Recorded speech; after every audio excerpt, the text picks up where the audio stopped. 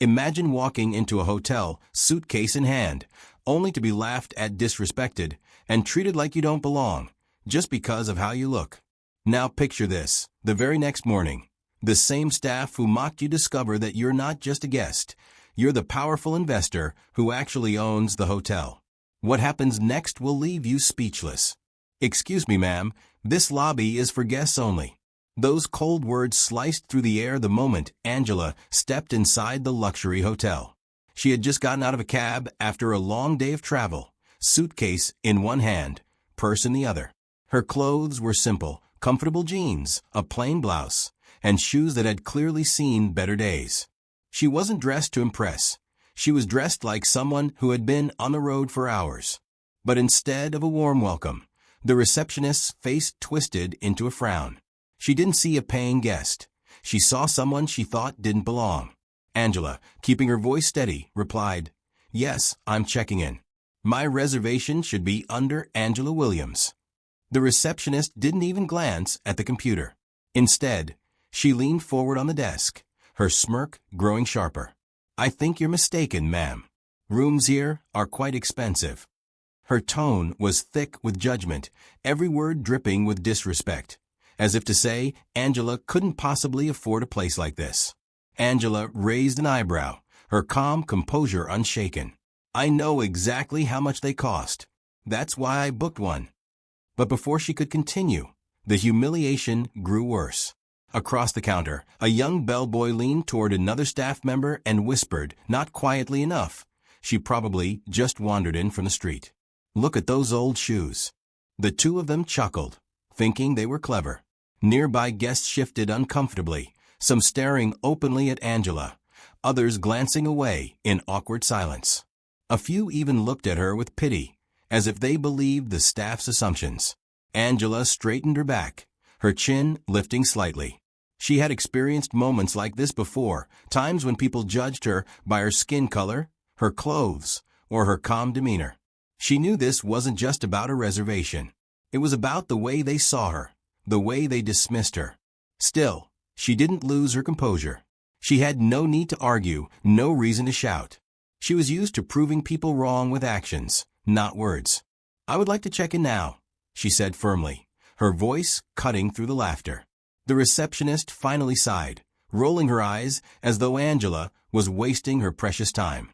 Slowly, she tapped at the computer keys with exaggerated movements, every gesture showing annoyance. The attitude was clear. She didn't want Angela there. The screen flashed, and there it was, Angela Williams.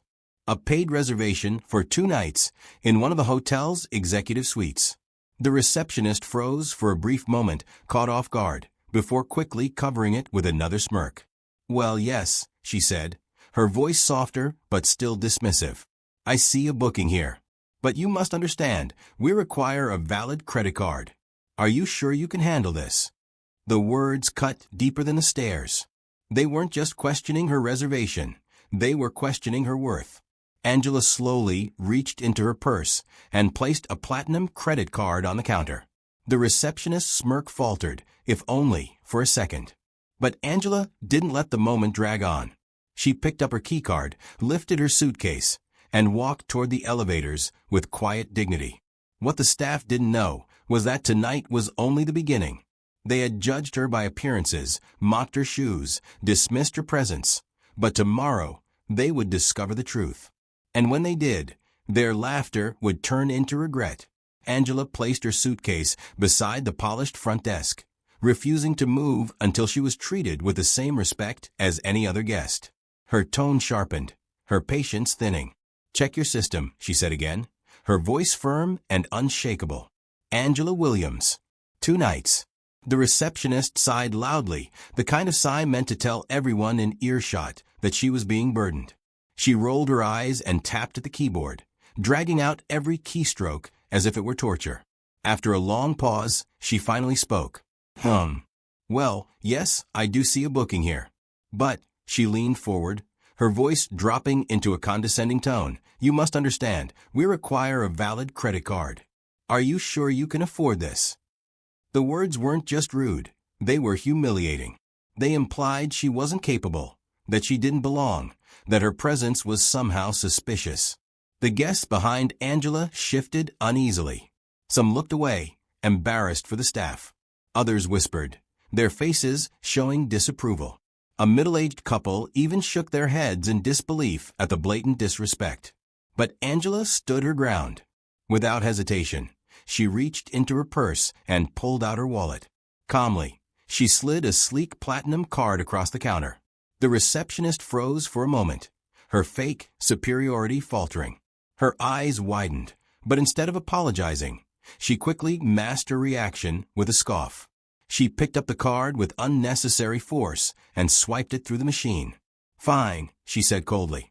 "Everything seems in order." She handed Angela the room key with a stiff smile that carried no warmth. "But remember," she added, her voice loud enough for others to hear, "our guests expect a certain standard here.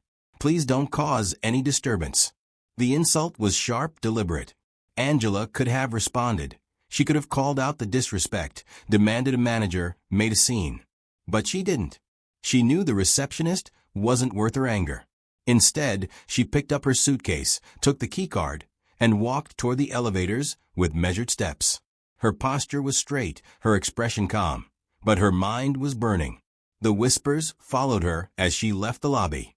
Some were filled with sympathy, others with guilt for not speaking up. But Angela didn't need their pity. She had faced prejudice before, and each time, she had chosen dignity over anger. Still, as the elevator doors closed behind her, she allowed herself a quiet sigh. She had money. She had power. She had earned her place in this world. Yet people like the receptionist still looked at her and saw nothing but skin color and assumptions. Angela set her suitcase down in her suite and looked out at the glittering city skyline. A calm smile crept across her face. They thought they had seen the last of her. But tomorrow morning, they would learn the truth. She wasn't just a guest. She wasn't just another traveler. She was something far more important to the future of this hotel. And when they found out, the same staff who mocked her tonight would regret every word. The next morning, the atmosphere inside the hotel felt nothing like the night before. The air was heavy with tension. In the conference room, every staff member sat stiffly, whispering nervously among themselves. Rumors had spread like wildfire. Some swore the investor was a billionaire who owned chains of luxury resorts. Others claimed it was a corporate magnate who could shut the place down with a single. The manager paced at the front of the room, his tie already loosened from stress. He clasped his hands together and said in a low, urgent voice, "Listen carefully, everyone. Whoever this investor is, they could change the fate of this hotel. Be polite, be professional, and for heaven's sake, no mistakes. We can't afford to lose them."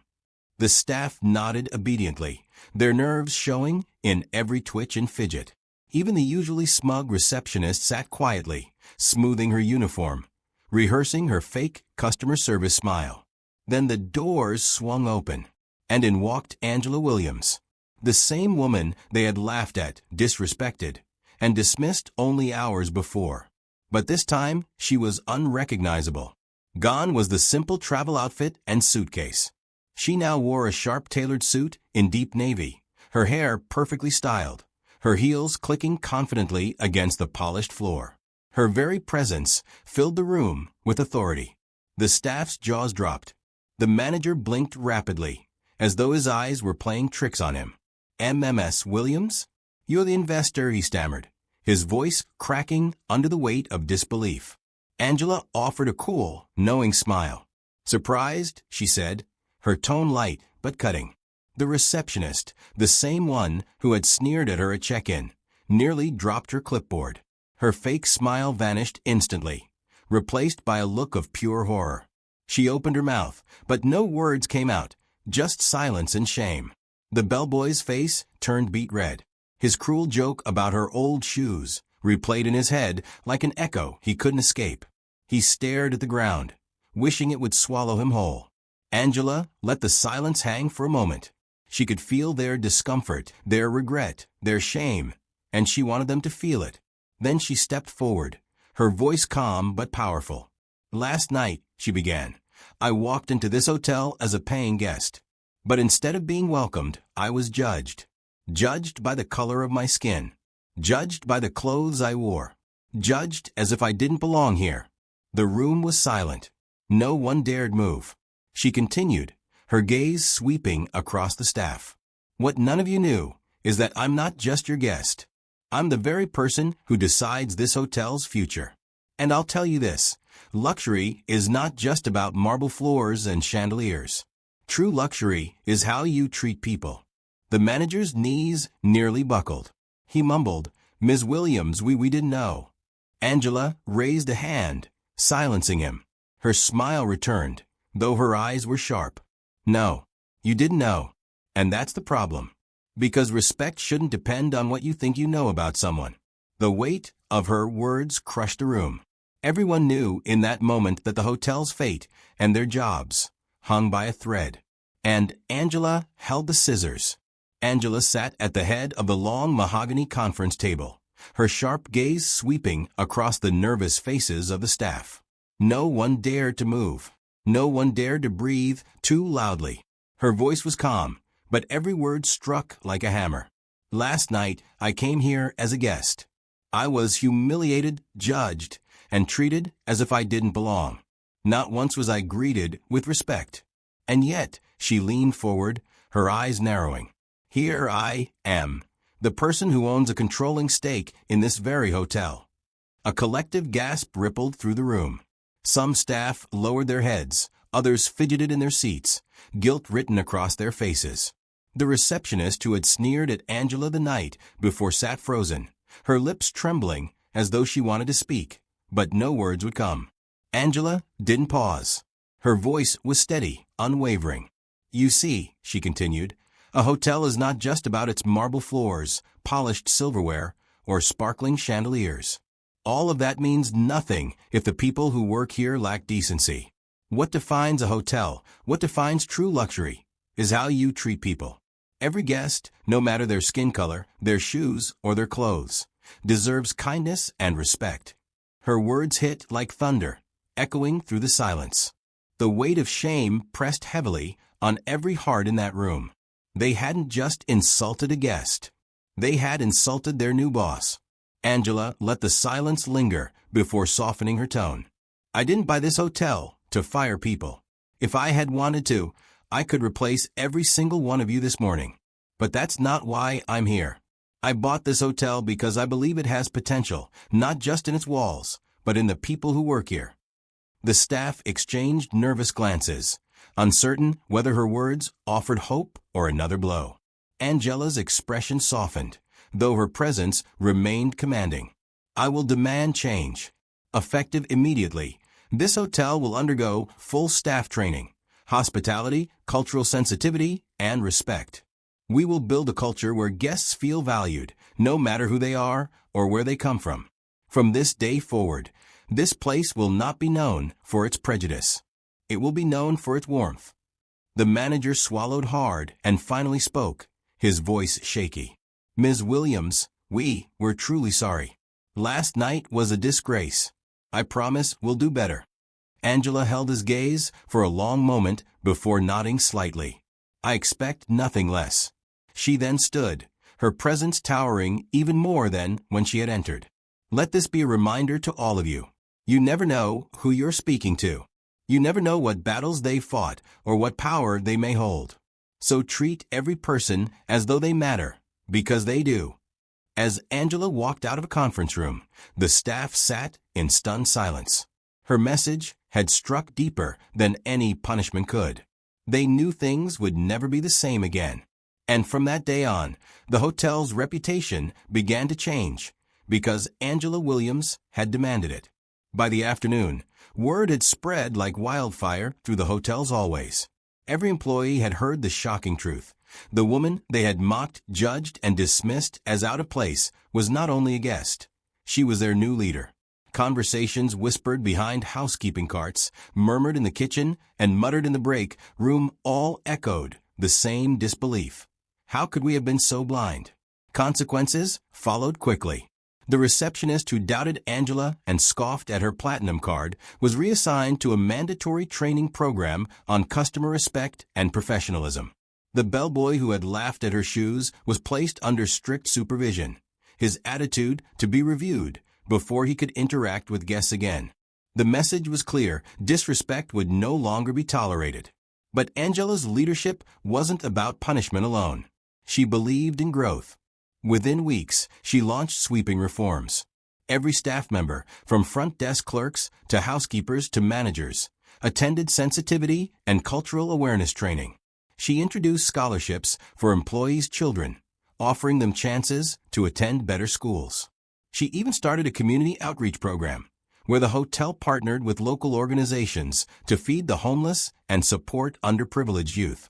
The changes were not just rules written on paper, they transformed the atmosphere.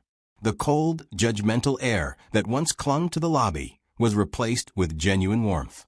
Guests began to notice. Reviews on travel websites shifted from complaints about unfriendly staff to glowing praise. Best service I've ever had.